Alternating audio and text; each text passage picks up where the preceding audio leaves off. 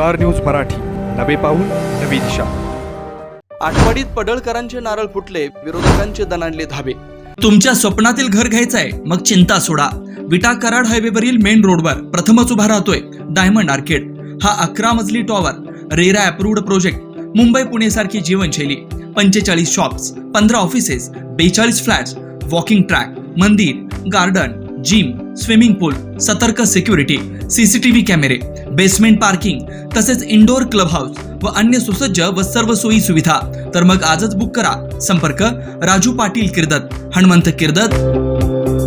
विधानसभा निवडणूक सुरू होण्यास अजून काही दिवस बाकी असतानाच नेते मंडळींकडून विकास कामाचा धडाका सुरू आहे। आटपाडी तालुक्यात आमदार गोपीचंद पडळकर यांच्या माध्यमातून विकास कामांचे धडाधड नारळ फुटू लागलेत। इच्छुक उमेदवार ब्रह्मानंद पडळकर यांनी मतदारसंघाची सर्व सूत्र हाती घेत आमदारकीचा शड्डू ठोकलाय।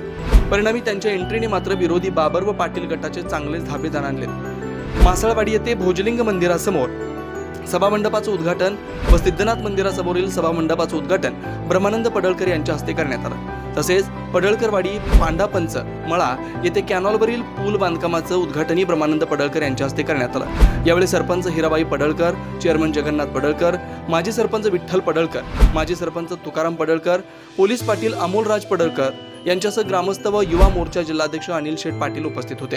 ब्रह्मानंद पडळकर यांना आमदार करण्यासाठी पडळकर गटाने टाईट यंत्रणा लावली असून त्यांनी मतदारसंघ पिंजून काढलाय।